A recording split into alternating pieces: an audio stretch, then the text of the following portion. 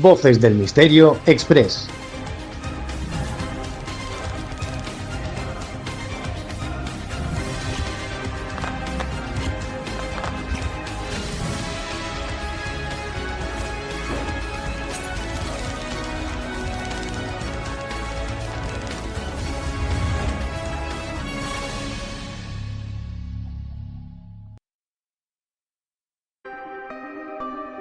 Leyendas, enigmas, fenómenos paranormales, ufología, sociedades secretas, criaturas extrañas y la parte de la historia que nunca te quisieron contar las encuentras aquí, en Voces del Misterio Express. Vale, vamos a desgranar esto, porque de verdad que es fascinante. A ver, 3 kilómetros es una distancia que, no sé, cualquiera puede caminar en media hora sin despeinarse demasiado. Claro, un paseo bastante corto, la verdad. Exacto. Pero claro, si analizamos los documentos, todos estos reportajes geopolíticos y los partes militares recientes que tenemos hoy sobre la mesa, todos fechados en este convulso abril de 2026, resulta que una franja de agua con carriles de apenas 3 kilómetros de ancho está a punto de decidir el precio de la cesta de la compra. Y el coste de la financiación a nivel mundial. Totalmente. Y, bueno, el destino inmediato de la economía global entera. Así que la misión de nuestra exploración de hoy es precisamente destilar por qué. Vamos a diseccionar este reciente anuncio, que es histórico, del cierre del estrecho de Hormuz por parte de Irán. Y la escalada bélica sin precedentes en Oriente Próximo y cómo eso impacta en el bolsillo de cualquiera. Pues sí, y a ver, el nivel de fragilidad que exponen estos informes es que resulta sobrecogedor cuando lo analizas con un poco de frialdad. Y para hacer este análisis a fondo, creo que es fundamental dejar clara una cosa desde el primer minuto. Sí, muy importante eso. Nuestra labor aquí no consiste en tomar partido, ni en juzgar las acciones de ninguna de las facciones políticas o militares que aparecen en las fuentes. Nosotros nos ceñimos a interpretar los datos y los hechos documentados. Eso es, los datos puros y duros. Exacto. Y lo que revelan estos textos es una especie de tormenta perfecta, donde la geografía, que es inamovible, choca de frente con una dependencia energética mundial que es absoluta. O sea, se ha creado el cuello de botella perfecto de nuestra era. El embudo mundial por excelencia, claro.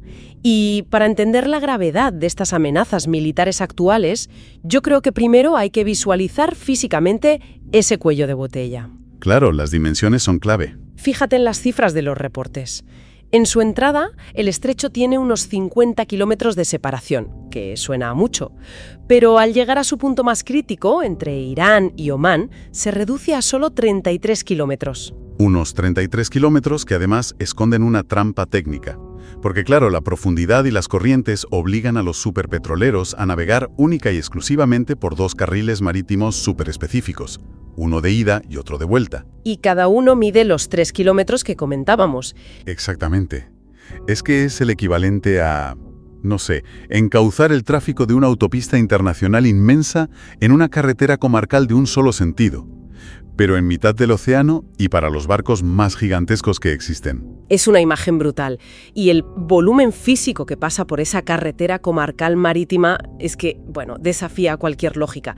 Los datos de la Administración de Información sobre Energía dicen que entre el 20 y el 39% de todo el crudo comercializado por mar en el mundo atraviesa ese punto.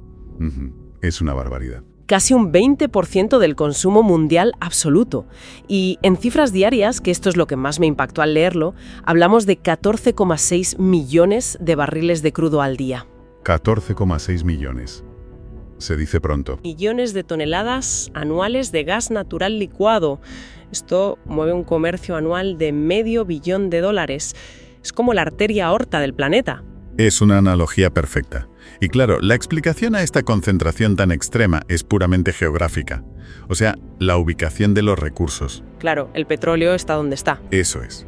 Potencias como Arabia Saudí, los Emiratos, Irak, Kuwait, Qatar y el propio Irán generan pues más o menos 1/3 del crudo mundial en la cuenca del Golfo Pérsico. Y la única puerta de salida natural hacia Asia, Europa o América es el estrecho de Hormuz. No hay otra. Ya, pero al leer esa cifra de 14 millones de barriles al día, a mí me surge una duda técnica casi inevitable.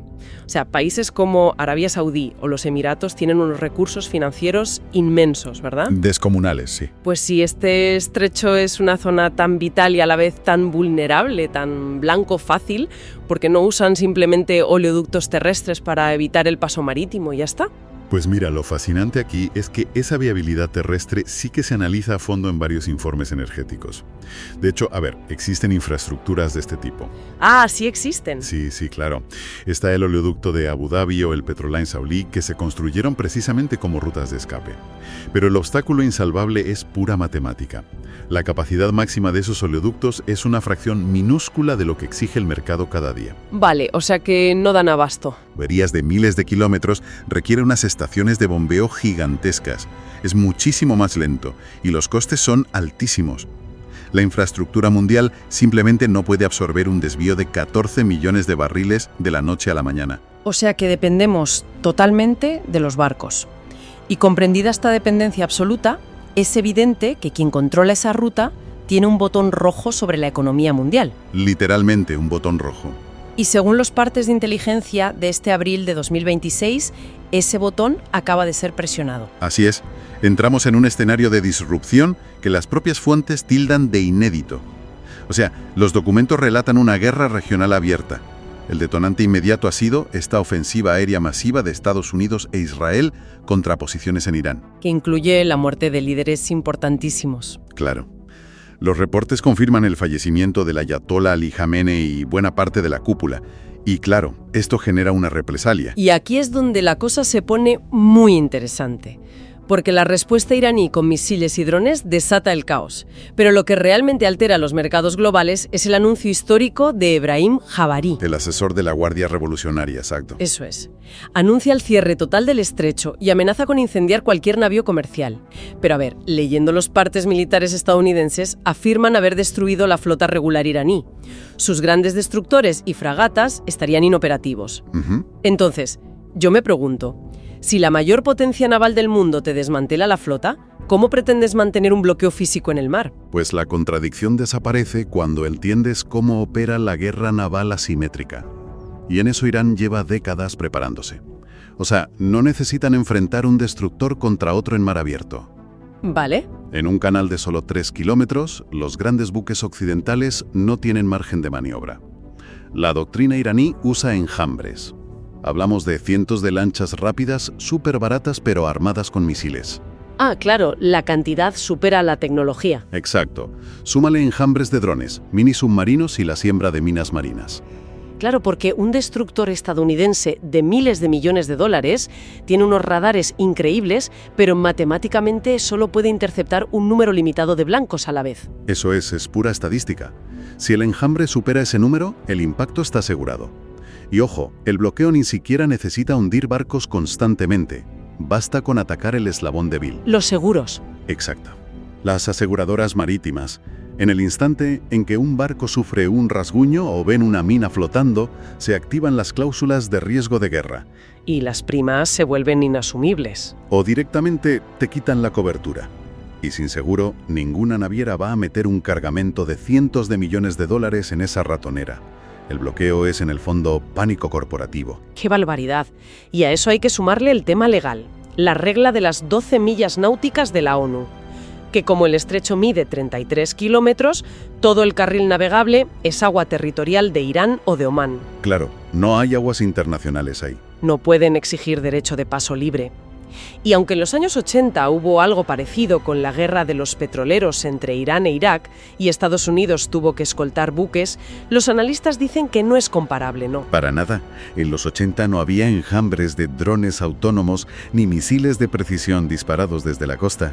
El desafío actual es incomparable. Y las ondas de choque son inmediatas. O sea, el precio del gas natural en Europa saltó un 40% en un solo lunes. Un 40% sí.